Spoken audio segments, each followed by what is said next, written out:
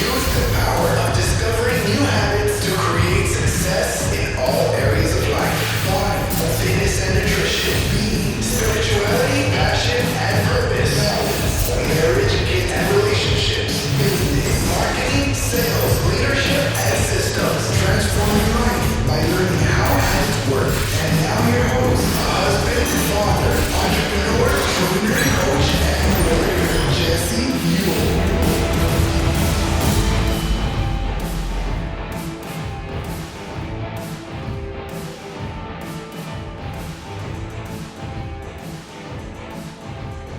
Welcome back to the Habit-Based Lifestyle Podcast. I'm your host, Jesse Mule, and today we're going to be talking about the habit of being an entrepreneur. And I have a very special guest. His name is Matthew Januzek, and Matthew is a health, wellness, and fitness expert entrepreneur that turned his passion into a $33 million global business. One of the things Matthew co-founded his business, Escape Fitness, and he's taken this to a $33 million global business, and it's also been inside of big brands and is currently inside of big brands and independent fitness centers such as UFC, Equinox, One Rebel, Sanctuary Fitness, and more. Matthew also is the creator of the fitness business podcast, Escape Your Limits. And, the goal for him and his company is to motivate and inspire people to get started and create exercise habits that last. So I want to thank you for being on here today, man. Thank you very much, Jesse. I appreciate it. Yeah. So why don't you tell me how you got started? Like, where did this all start in your business? Yeah. So when I was many years ago, when I was about sort of 15, I had a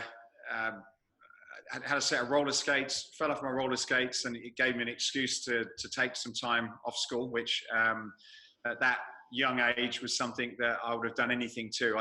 School and me didn't really get on together. I didn't like to be told what to do, and so any opportunity I could use to get out of it, I did. So I fell off my roller skates, and it gave me an excuse to stay at home.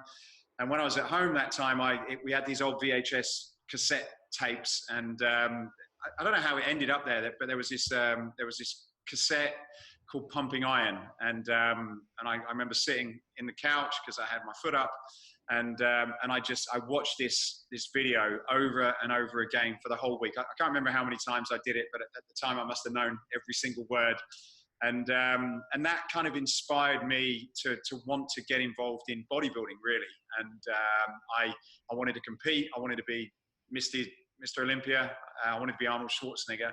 And so that was really sort of, I guess, where my passion started. And over time, when I left school, I left with one qualification, which I wouldn't recommend to anybody.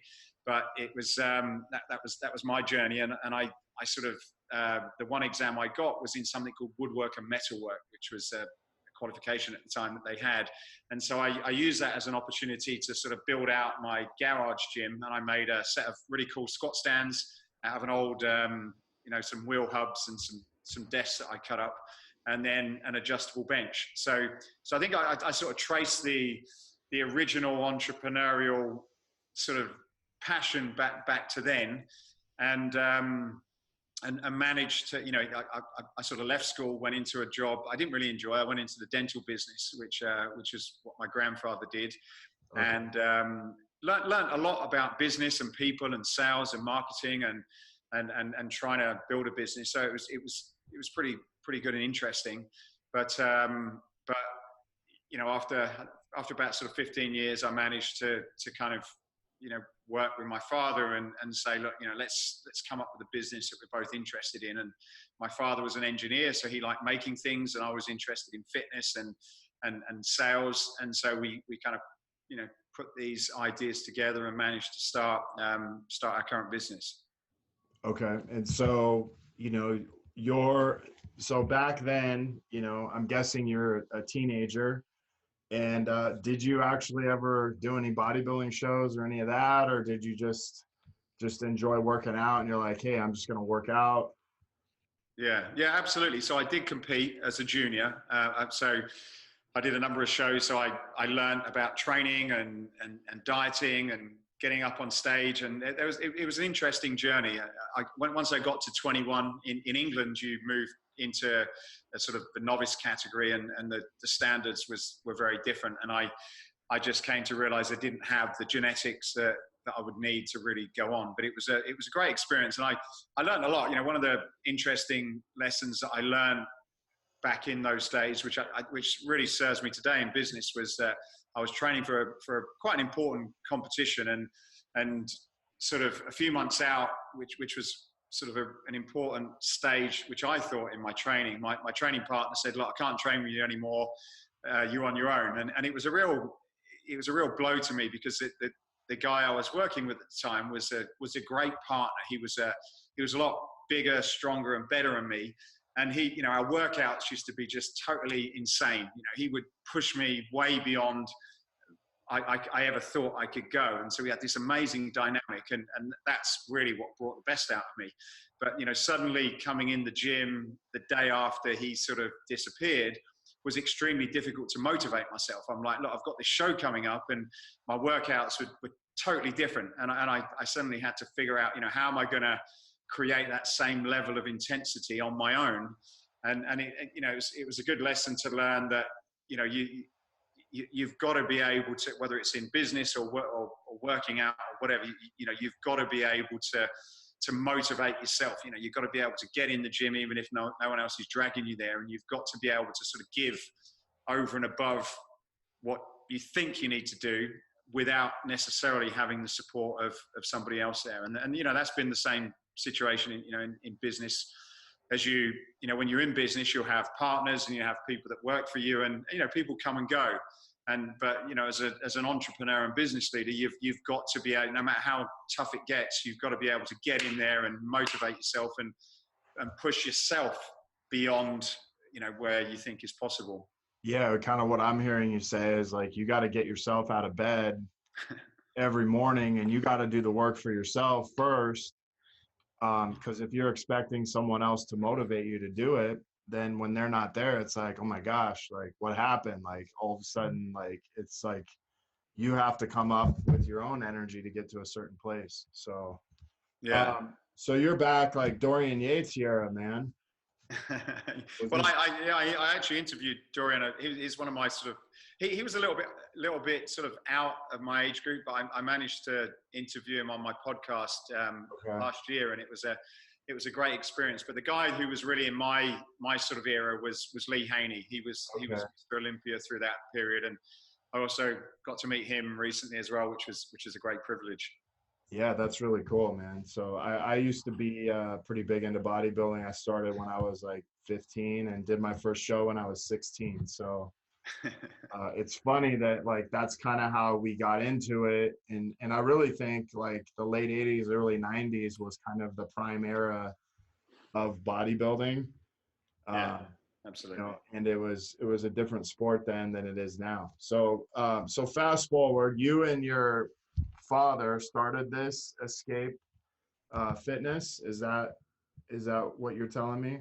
Yeah, we were both at a stage where I was looking for something else. You know, I kind of was done with what I was doing, and my father was in a similar position. He was working for a company, so I remember standing at the bottom of the stairs in their small house at the time, and, you know, having this conversation about, look, we really need to come up with an idea. We should set a business together. And the only sort of I guess definitive I guess objectives that we had at the time was, my father was very passionate about opening a business in Poland.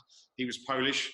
And he felt at the time, you know, it was at the time it was a closed country, so you couldn't trade with it. You had to get someone to help even bring you in the country. So it was a communist country, but he felt, you know, once that opened, it would open a lot of opportunities to trade with it. So he said, look, you know, we should really think about Poland. And from my side, I just wanted to do something that was interesting and sexy, and, you know, dealing with teeth wasn't that. So I kind of had this idea about fitness, and I was sitting on the end of a in my gym. I was sitting on the corner of the bench in between sets on a bench press, and I remember glancing over to the left where the Olympic lifting station, Olympic lifters were, and they always used to have the nicer weight plates. You know, the bodybuilders kind of had the cheap cast iron, and the Olympic lifters had these really nice rubber weights. And on the side of it, it had Poland. I always remember sort of seeing this sort of, you know, stamp on the side. And I went back to my father and I said, look, I've seen these weights in the gym. They've got Poland. They must be made in Poland. If you can find out where they make them, then I'll go around and knock on gyms and sell these. That was really my very sophisticated business plan. And we did that. It took him, we had a bunch of failures, but eventually we managed to find a company that could make these weight plates, and I went off and sold them. And we started from a spare bedroom with no connections, no money, no business experience, just a lot of passion. And we managed to sort of, over 20 years, turn it into the business it is today. There's obviously a lot in between, but that was essentially the start of that business. And I think, but the takeaway from that short story is that, yes, you can have some fantastic plans and you can go to consultants and you can get advice and you can speak to lots of people. But I think one of the most important things is your own passion and resourcefulness. And I think if you've got that and you're really motivated to do something, regardless of what stands in your way and regardless of what you have to sacrifice, then you will get it to where you want it. But if you don't have that bit in place, then you're going to struggle to sort of stay the duration which is required to build a business. And anyone can build it, but then maintain that over a long period of time. Yeah, for sure. Or consistently grow the business. It's like anybody can open a business, but to consistently grow it every single year, and to have a business for 5 years, 10 years, and let alone 15 or 20, super impressive. And like what you don't hear a lot about anymore, or really ever in the fitness industry, is companies lasting much more than about 10 years, let alone, a lot of them go out of business in the first 3 years. So.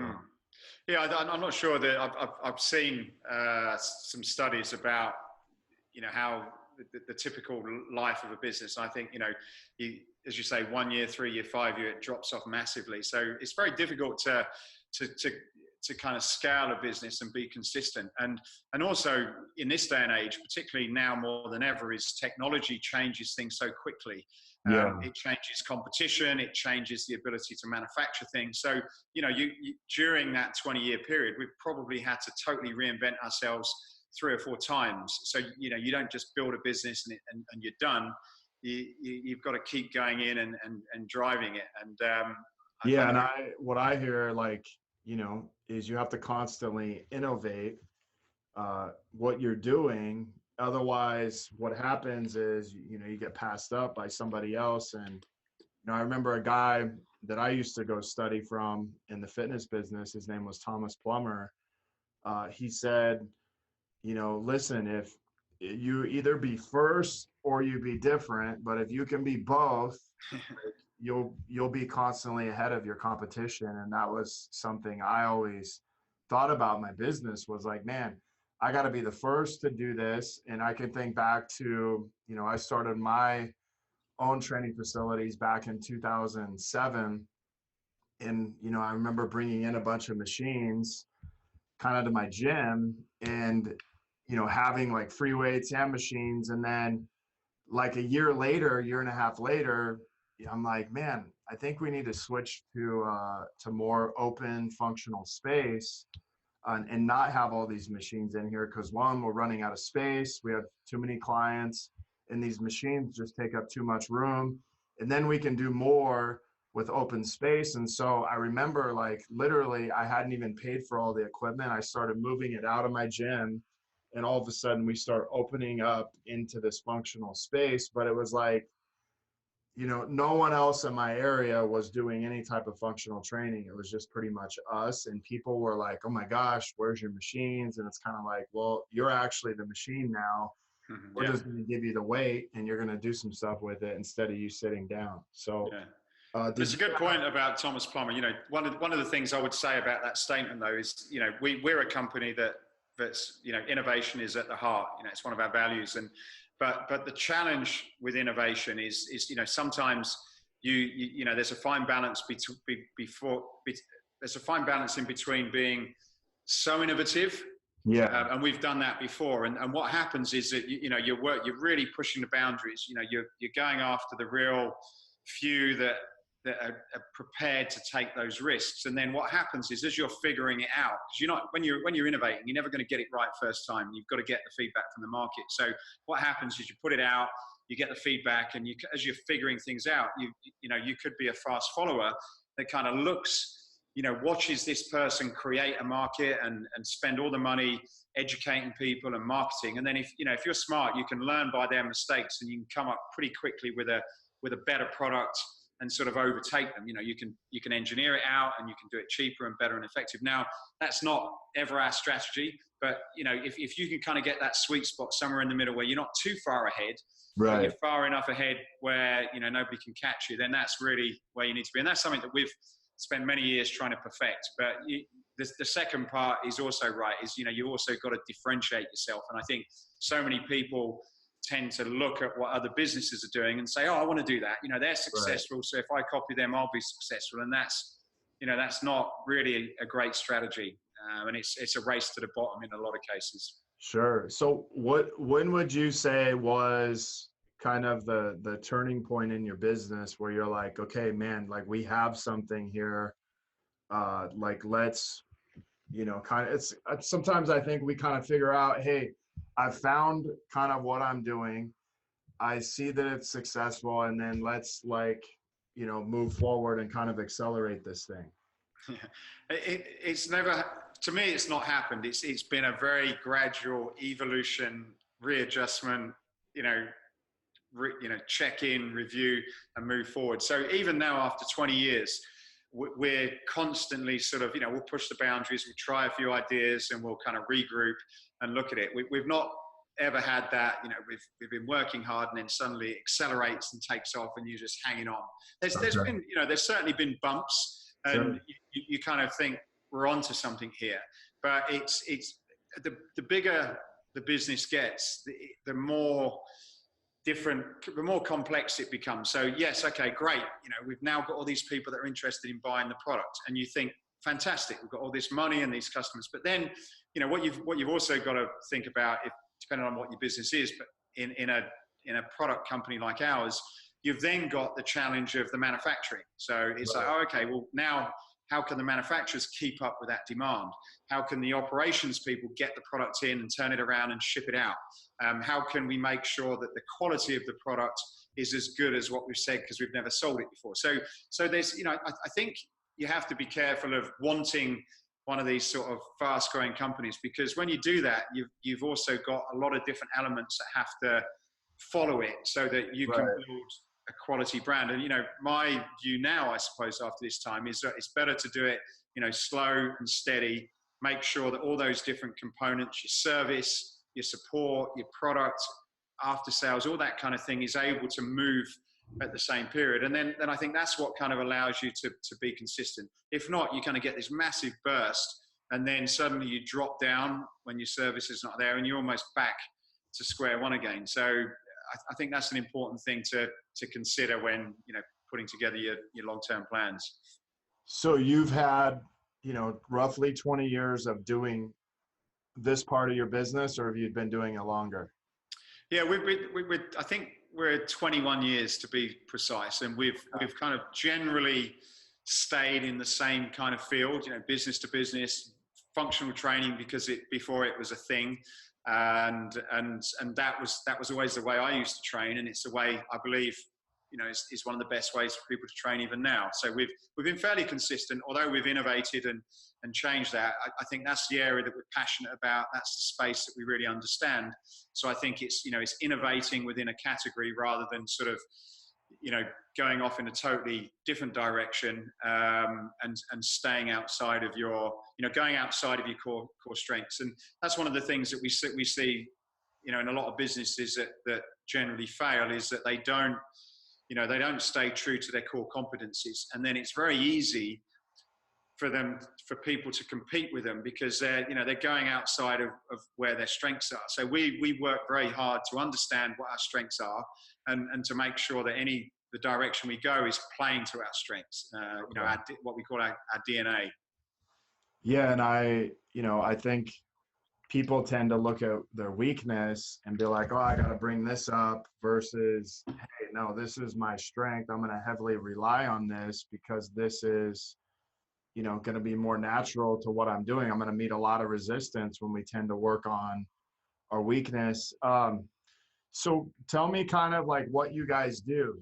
You're not necessarily a gym. You guys are more of a, kind of a program and like total package that goes inside of a gym. And, tell me kind of what you guys do. Like, do you provide service? Do you provide training? Like, what goes into this? Do you sell equipment to the companies the gyms you're in? Yeah, so we work in a number of different facilities, from big box fitness clubs to hotels to multifamily apartments to corporate fitness. So anywhere that delivers a fitness program, we work with those types of businesses. And primarily we manufacture all of the functional training stuff that goes in that area, which is, we really focus on differentiating what we do through design and quality. Then what we do is we work with a lot of sort of business owners and trainers to provide them with basic education on how to use that equipment. Because, you've been in the gym business for years, and, most people, if they see a kettlebell or a Bulgarian bag or something like that, they'll kind of figure out 2 or 3 exercises, but beyond that, they'll really struggle. So what we do is, whether it's face-to-face or in digital format, we provide people with training on how to, get the most and to use that equipment. And then the third part of our business is if it's a new facility, then we have a design division where we'll work with architects or owners, and we'll actually sort of design that space so it's engaging and exciting, rather than just a plain boring room with white walls that doesn't really inspire you. Fitness is something that we know we should do, and we understand how important it is, but in a lot of cases, we're not always motivated to do it. So anything we can do to kind of make that an experience which is fun and engaging and makes you want to come back is hopefully going to bring more people into that, into fitness. Yeah, and one of the things that I liked, and you kind of seen emerge in like early 2002, 2005 in the States, is people started creating these training facilities and actually competing with big box gyms and almost being more successful, at least where we were in the States, because they were providing that to clients instead of like, hey, just sign up here, go use the machines. And so, what you're saying is like, man, like we were giving people a different type of stimulation than they're used to. Because let's face it, people now more than ever, they go to work, they sit down, they stare at a screen all day, they drive in a car. And so it's like they forgot how to move. And so what I'm hearing you say is you're opening up these open functional spaces where people can kind of relearn how to move and integrate this back into their life, versus just sitting in a health club and, kind of doing the hamster on the wheel.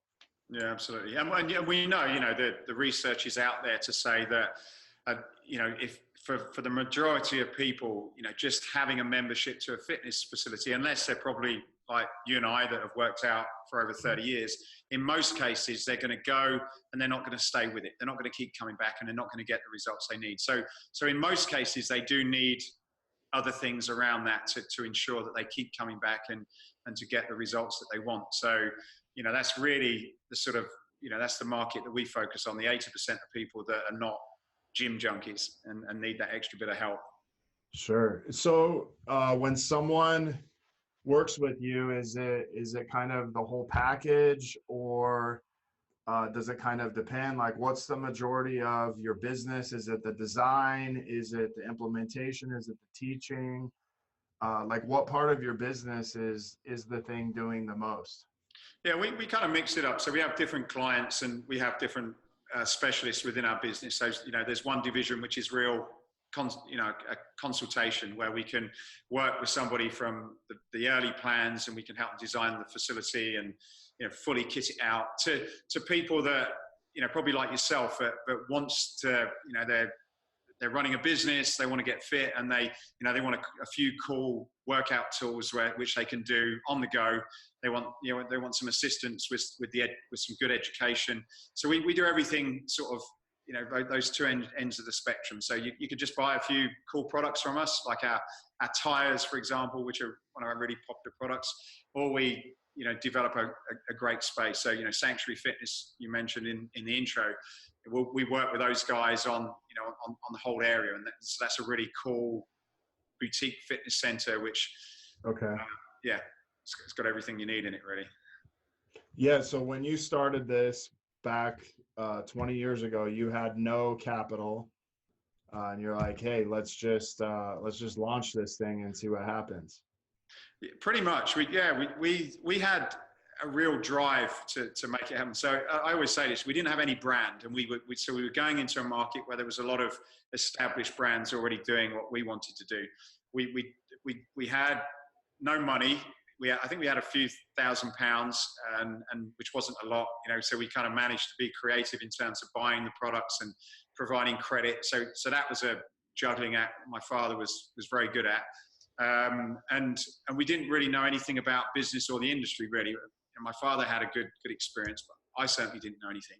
And so we used that, and it was the passion that got us through. And we opened a subsidiary in Poland. Within sort of the first 5 years, we opened which was a great learning experience. We opened one in Germany, which we've still got today, in outside Dortmund. We opened an office and distribution center in Asia. And then about 5 years ago, we opened up in Cincinnati in the United States, and launched a business and set up a distribution center and sales team in the US. And I think there's two ways you can go to a business. You can go and raise a huge amount of money based on an idea and get a lot of people to invest in you and then deliver it afterwards. Or you can do it, I guess, the old-fashioned way, where you basically have to really build the business first and make money and then reinvest. And my view is I think that's for where we've been, that's given us a lot better experience, because there's no room to make mistakes. It's your own money. Right. Everything's on the line, and you haven't got somebody you can fall back on and think, oh, we've got a bit of money, we've got some investors, let's go and raise another round of capital. No, it's the buck stops with you, and you have to get super creative when, if you're running out of money or you want to expand, you have to get very creative with everything that you do. And I would recommend that, at least do that first. And then when you get to a stage, then go and get a bunch of money when you've worked out, all the different areas of it. Because it's very different when you run your own business and working in a big company. They're two very different things. Yeah. And I sometimes that's kind of how I started my business too. And it was kind of like, okay, well, this is like all the money we have, and it's like sink or swim, and you just figure it out. And, like you said, if you have a cushion or if you have an investor, it's like, no matter what, your first couple of years, if you have an investor, you're probably not going to be making a whole lot of money, because you're going to be wanting to pay down the capital. And I can remember just opening my gym the first, month. It's like, oh my gosh, like we're already like getting paid back. And I can remember just how good that felt, but also to know that, hey, this was like my blood, sweat, and tears behind it also. And to be able to build it, I can't imagine, where you're at today, $33 million business. It's got to be a pretty cool feeling to really like step back and see that. And I also think entrepreneurs don't do that enough, to where we really step back and it's like, man, where did I come from? And it was just like you said, on the bench in the gym, just thinking of this idea, and then now look at you and what you're doing. So I think that's really cool. And it's nice, when doing things like this is one of the few times that you actually think about that story. You very, very rarely do you kind of take a step back and think about where you've come and where you are. And as you say, appreciate those steps, because you're always, another day, another dollar, you totally start afresh again. So it's very rare to step back and enjoy it. But I, as you say, I think it's very important to do that and appreciate that, particularly when you go through difficult periods, which everybody in business will go through, because you can sort of look back and say, well, look, I've done this before, and I've broke through these challenges before. So if I've done it before, I can do it again. And that's really what business is about. It's about sort of taking on bigger challenges and pushing yourself beyond what you've done before, and taking risks and overcoming them. And I think you have to just get comfortable with continuing to do that, because if you sort of say, well, look, I've arrived, it's all done now, I've learned it, or then, you know, the end is near, really. Do you have any advice on like do's and don'ts of how to take like a fitness product from kind of conception to the market? Is there any like thing you want to talk on about that?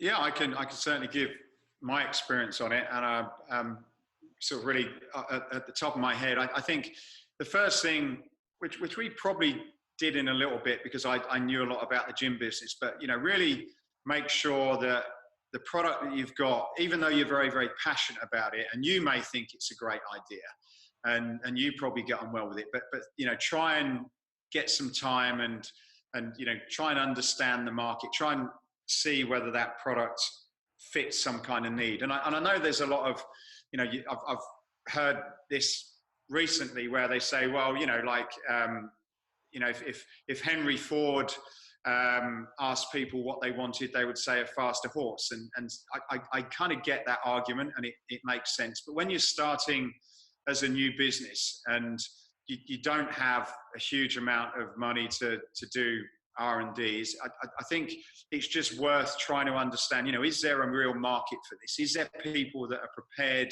to pay money for this? Is it fairly easy to explain to people what it does? And can you get cash flow? Because, you know, we've had many products over our history that are absolute amazing products, and you would probably appreciate them. And if I had one of my trainers talk you through it, you would totally get it. But it takes, if it takes a lot of explaining and educating to someone that's in the industry, then just imagine how much work it's going to do to educate the market about that product. You know, you can't show them a picture, give them a 2-minute pitch, and then they say, oh yeah, I need that. If it takes longer, then you're going to struggle, because you're going to have so much money in marketing to educate people about the need they don't really know they want, that will probably stop you back. So I think that's the first thing. I think the second thing is, you know, think about how you're going to protect the product. If you're a big company and you're fast moving, you can out innovate the competition. So you can have an idea, and when they copy you, you're already 2 steps ahead. When you're a small startup, it's difficult to do that. So where you can, you know, aim to get some sort of protection, even if it's just to sort of warn people off and sort of keep them back. So I'd say, you know, getting some sort of IP is really key. The third thing that comes to mind is making sure that you get your pricing model right, because unless you're going to be a direct to consumer product in one market, then, which, you know, now day and age probably doesn't make sense just to do that. Then if you ever have ambitions to sell it in other countries or to sell it through distributors, etc., then, you know, when you come out of the gate, make sure you've got all the different pricing models calculated, and make sure that product to the end market is something that people are prepared to pay. And if it's not, then, you know, get creative in terms of your manufacturing and your warehousing, all that thing, so you can get that, because you will need other people in the chain to get the product out there and to sell it and maybe to distribute it. And I think a lot of people come out with a product and assume what sort of margin they need, and realize they've sort of, you know, they've undercooked it. I think those are probably, you know, 3 takeaways. There's probably a few more, but they're the ones that definitely stick out. And then I guess finally is just to think about you know, how you're going to get that out to people, how much it's going to cost, how long it's going to take, because in most cases it costs more and takes longer than what you've ever anticipated. So if you only have got a little bit of an investment, make sure that you've got the ability to survive, you know, quite a long time until things start working out, because it, you know, it doesn't happen overnight unless you're, you know, super lucky. I think I remember Tony Robbins said something about don't fall in love with your product, fall in love with people. Because sometimes, you know, we get married to the product, and then it's like we don't change it or innovate it, and then all of a sudden like the people kind of move on to the next product. And so let me ask you this: what's been the most popular product that you've created? Maybe you still have it, maybe you don't, but the one that you've had that's been the most popular. I think probably where we started really, we've got a lot of cool, fun, funky, sexy products in our range, but the one that we've probably sold, I think we've sold millions of tons of this, and we, in the early days, we created some patents around it, and we still have patents in this particular product, but it was the dumbbell. You know, that's where we really started. We created a dumbbell which had a sort of a patented fixing system that allowed us to change the end plate and the look of the dumbbell. Okay.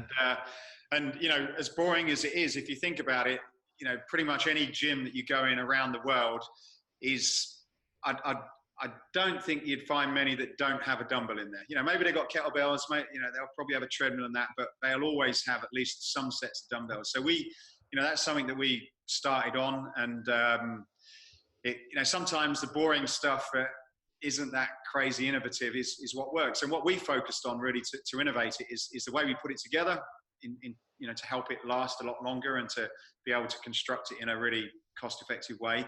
And then we focused on the design of it. So just, you know, there's a lot of dumbbells out there that look, you know, big and masculine and intimidating. But years ago, before CrossFit and everything, you know, women and beginners weren't really using free weights. You know, they were using cardio. They thought that was the way they were going to lose weight. In more recent years, they realized that you need to do some strength training if you want to keep yourself in shape and lose fat and all, everything goes with it. So what we wanted to do is to create the dumbbells that wouldn't be intimidating, and it would get people like my mum to go in a gym and pick them up and get the benefit of doing a really good strength workout. Yeah, that's awesome. It's amazing that, you know, oftentimes the things you start with at first are the things that are the most successful, or kind of your core offering or core products that stay with you the longest. So that's really cool. What are some habits for like entrepreneurs? Like what's maybe some habits that you've done consistently since becoming an entrepreneur that maybe you can look back and say, well, hey, these are the things that I did consistently to make me this successful as a business owner?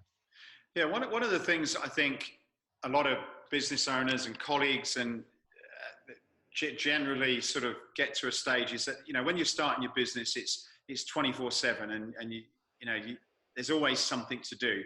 And so what happens as you start building it is you know, you sacrifice sleep, you sacrifice your diet, you sacrifice exercise.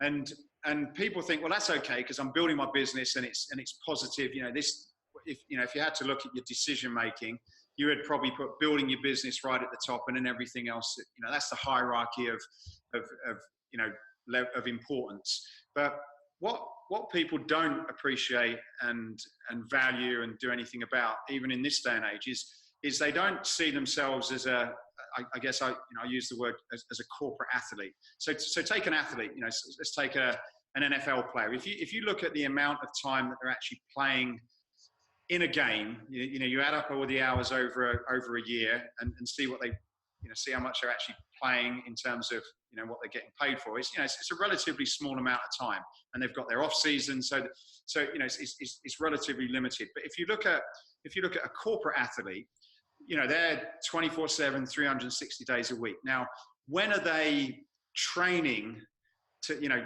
to become the best they can be? Because if you're responsible for people, if you're responsible for customers, you know, every single decision that you make is going to be affected by, you know, your mental state, your physical state, what you put in your body. Your decision making, how you respond to a problem, how you respond to other people, is affected by those things. Whether you believe it or not, you know, go out there and there's plenty of research to say, you know, if you've had a bad meal and you feel crap, then you're not going to be in your best position to make really, really good decisions.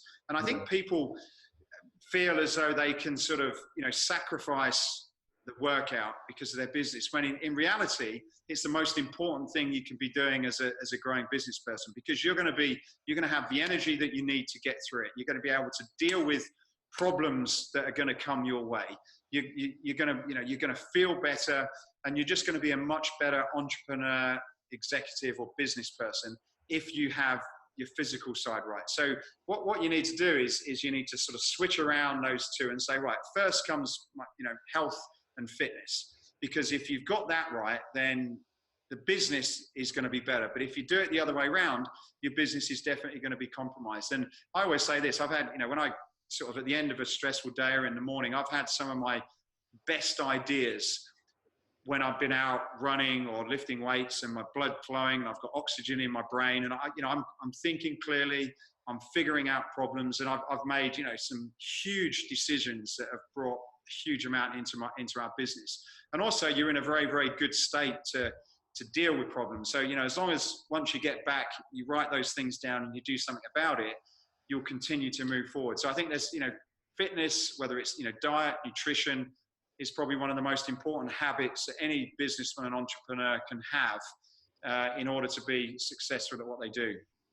Yeah, and of course, if you're in the business, you may want to drink the Kool-Aid you're selling, right? Yeah, that's the thing. If I didn't do that and I was in the business, I'd be crazy. But as I've done it for so many years, it's amazing how many people in our business, in the businesses, they have the same challenges. They've got a lot going on, and the first thing that you skip is your workout. And I guess what I'm saying is don't fall into that trap, and don't think, don't put that at second position just because you think it's better for to achieving your goals. Flip it around and realize that getting that right is going to make you better, feel better, make more money, whatever your reason for being in business, it's going to improve that. Just put it at the top. Sure. Even I sold my gym a year ago, or my gyms, but I couldn't believe how many trainers and business owners, it was like they got caught up working in their business, and they didn't take care of themselves, they didn't work out, and it was just like you said, it was just like a normal person and like a normal world, and they flipped that pendulum. It was like what got them into the fitness industry is actually the thing that was almost ruining them, in that same aspect. And it's amazing to see that, but it's also kind of like, I kind of see it as like when you're at work for 12, 14, 16 hours a day, sometimes the last thing you want to do is work out at that same place. And that's where I think a lot of people run into that. But like you said, getting out in nature, running, biking, doing these other things, getting out of your normal environment, I think that stimulates a lot of creativity that we don't necessarily get when we're always, stuck in the gym in the same environment. So. And sometimes, I get that, and it's a nice excuse, but in a lot of cases it is an excuse if you really think about it. And so what you've got to do, just like you schedule your meeting with your key, partners, employees, or whatever, you just need to schedule it. And you're right, if it doesn't work for you at the end of the day, which it doesn't for me, if I leave it past a certain time, it's extremely difficult for me to get that motivation and energy. Then, just figure out your agenda so you can put it first. But it's all about priorities. And if you don't prioritize and schedule it in at a time that we all know works for us, it's never going to happen. And most of it is just, it's a mental problem of not planning it, arranging it, or giving it the same amount of importance which it really deserves. Yeah, and I would say, what's changed for me really from when I first became an entrepreneur is, if you're talking about, what was the number one priority was like business. And, maybe, for me, it was family was kind of the last of the three. It was, and now it's like, okay, well, number one is like self-care. Number two is, relationships with my wife, my kids. And then number three is business. Because otherwise, I think you get out of alignment with what the overall goal is in life. And when business is the one that takes everything over, like you could literally stay in business for 20, 24 hours a day and forget about everything else. And then suddenly the problem is like, your own physical health. When that goes wrong, it seriously goes wrong. So suddenly, you're not just off for a day, you're out for a long time. The same thing goes for, your marriage and your relationships. It's okay, you can push it for a while, but when that goes wrong, that will seriously, destroy your whole business and everything that goes with it if you don't put the time in. So a lot of times it's just false, having the wrong priorities. And I guess in a case of guys, we're like, yeah, let's go, let's hit it, let's build the business. But you forget, you don't always put things into perspective. And then it's not until it goes wrong that you think, shit, you might want to build yourself first, then build your relationships, then building your business will be much simpler. But no one ever tells us that when we first start. No, absolutely. And it takes a lot of mistakes. And even then you don't always do it. So number one habit for you as a successful entrepreneur is, to work out, obviously fuel yourself up. What has been, maybe can you share one extreme low you've had in business and then one extreme high also? Yeah, good question. I think extreme lows, they come pretty regularly. There's always, I guess, for me, it's, if a customer has a problem with a product, you, as an owner of a business, you take it personally. If you lose an account, if you had a big deal, that doesn't line up, that affects you. And I think in my early days, I was constantly bouncing around. It was almost like every week I'd have an extreme low. And I think as I've got older and maybe wiser, is I've just, because I know this potentially could affect me all the time. I've just now tried to sort of change my, I guess, my perception of what lows mean.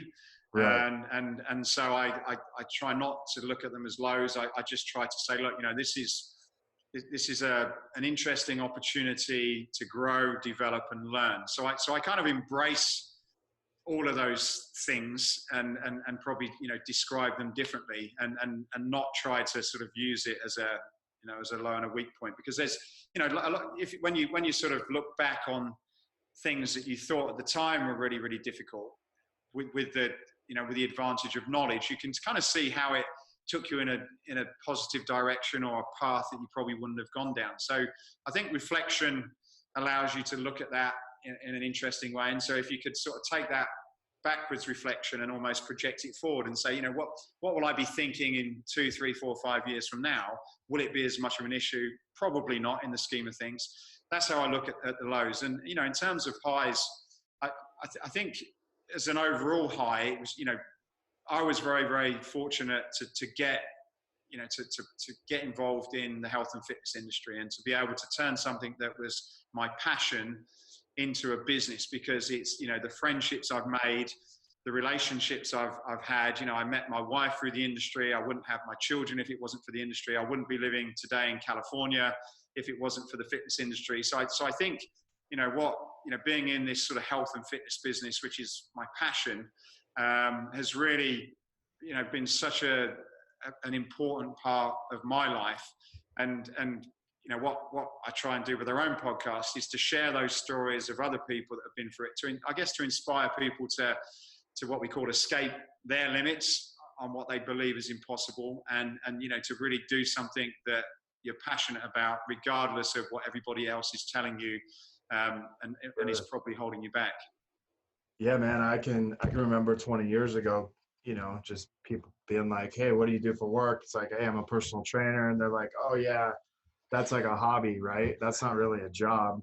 And, I remember like, man, really? And then now it's like, there isn't really anybody that if they work out, most people have some type of personal trainer, whether it's like large group, small group, one-on-one, whatever it is. It's super prevalent now. And it's kind of cool to see how the industry's grown to where it's much more acceptable. Yeah, absolutely. What part of California you live in? I'm in Newport Beach. Oh, nice, man. I'm in San Clemente, so you're not. Oh, okay. We're very close. We should have done it. We should have done a face-to-face. I had no idea. Otherwise, I would have just brought you in. Maybe another time. All right, man. Well, hey, is there any last words from you?